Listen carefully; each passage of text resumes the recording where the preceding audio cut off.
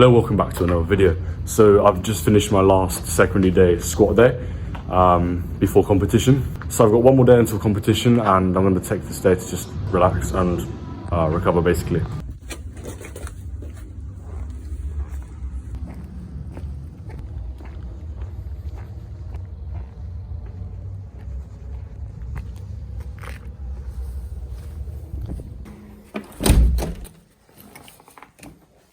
So just come back from the gym now. I thought of packing everything ready for Sunday so I can just forget about it on Saturday, just rest, and then everything's ready for the day. So the plan is to take 2 bags, this bag and also this bag.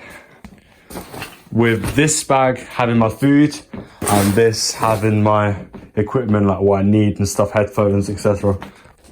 Okay, so in terms of what I'm taking, I'm going to be taking my belt, my SBD singlet, deadlift socks, second top, foam roller for warming up, knee sleeves, and finally wrist wraps.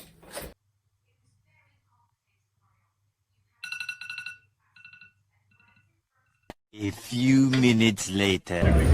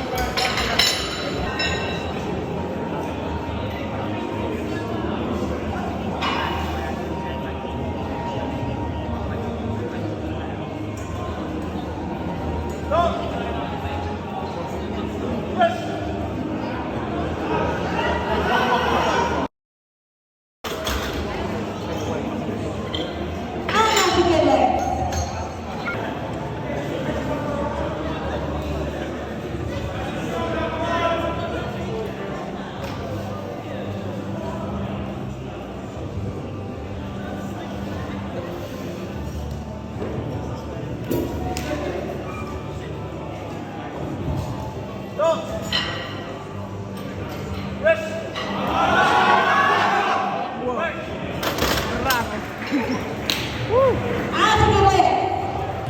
Powerlifting.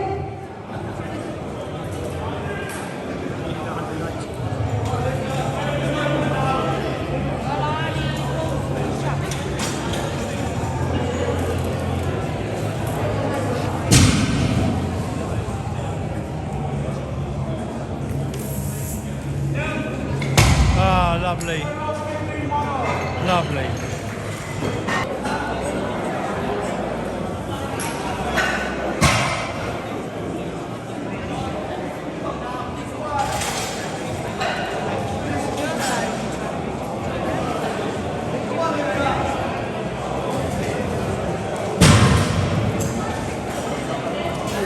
Oh, easy. Well done, man.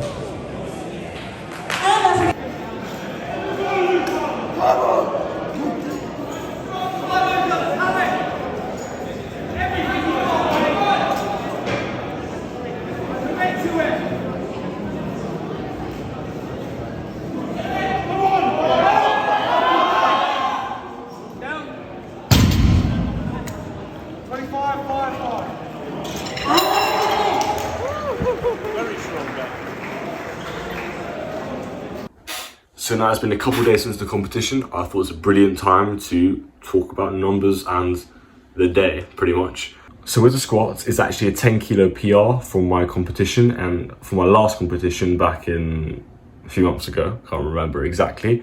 And then my bench is a 7.5 kilo PR, and my deadlift is 35 kilos, which I personally think is ridiculous. So that makes it to 42.5 kilo total, I believe, competition max. Which is pretty damn good in 4 months. As an overall, I came second in that competition for my weight class and age, so I'm very happy with that. Obviously, progress won't be as fast as it has been for like the next few years, but right now we're in a good momentum state, so we can just hopefully carry on for a little bit longer until things start to slow down, as that's probably going to happen. But the main focus I wanted to talk about was actually my deadlift. Not because of the number, in fact. Yes, a 220 kilo deadlift is insane for me. So I need to take things back a little bit with you guys of where I started. So I've been powerlifting now for a year and a few months, I believe. When I first started off with my coach, Josh, at Josh Woods on Instagram, by the way. So what happened with me and him and how things started off was, at the time when I was 16, I was trying to look for a personal trainer to try and get my training up to scraps and allow me to do bodybuilding, because at the time I was really obsessed with bodybuilding and I wanted to do that and do a competition, but I'm glad I didn't. So coincidentally, what happened was, basically I was deadlifting in the corner underground at my gym, and obviously a guy called Josh came over and was like, started talking to me, really friendly, and giving me advice on how to deadlift, and I was just talking to him about my issues like lower back pain, etc. But yeah, the conversation of coaching came up, and I was like, oh yeah, you do coaching now, that's quite cool. I got his details, got in contact with him. But there was a thing that was different in my end, because me being such a young age, at 16 back then, I wanted a personal trainer, like there in person, to coach me. But powerlifting online, different, wasn't used to. And I was willing to be open to this different style of training, which is probably the route that everyone's going to take from now on, especially in powerlifting. As powerlifting is more of a statistically orientated sport, meaning just numbers. And in terms of technique, you can adjust things via calls, videos, you can send it like weekly, every session, etc. And then ever since then, I've never really gone back to personal training. I think online coaching is brilliant. It works so well for me, and it should be a thing that most people should be doing. But going back to how things went with me in terms of training, my back wasn't my friend at all for 3 years maybe. But in the first 8 months of powerlifting, my back got really bad. And probably pain levels of 8, 9. Because I remember deadlifting capped at 80 kilos. I could not lift any more than 80 kilos without getting any back pain. And the day after, I used to think it was DOMS and things, and people used to just get low back pain from deadlifting. It was just part of the thing, you had to get used to it.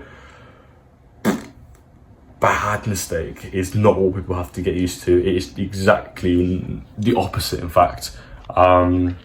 So yeah, it got to a point when I literally couldn't walk after deadlifting. Not being like dramatic, it was just so bad. Any like force down the spine or just normal standing up really was a little bit aggressive in the lower back. So basically what we did, me and Josh, tried loads of different things like load management, trying technique, and loads of different things. And these combination of factors allowed me to recover in these 8 months. Literally the main focus is to recover my lower back, get things going, assess the situation, get a better technique going, and that's pretty much it. Try and get a foundation of things. So after the 8 months and things went back to normal, we started to then make some decent progress from 100 kilos, 120 kilos. I was at 120 kilos for a while. For reps, obviously my 1 rep max was 130 for ages before I joined with Josh, but 120 for reps, for comfortable reps. Very happy with that. And then I got to 140 and 160, 170. 170. And then after that, 170 was my max. And then we had my first competition, 190 kilos. And then after my first competition, this competition here, I opened with 195 kilos. With a third attempt of 220 kilos. So you can see that the progress has very rapidly increased. I'm not so-called got good genetics for the sport, because most people can just jump in and get crazy numbers from day one. When my number was very average, like 130 was my starting point with my deadlift.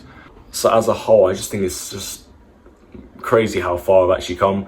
I'm happy with my progress. I couldn't be more thankful to my coach. Having someone to program for you and you can talk to, message, send videos is so helpful. It keeps you on track.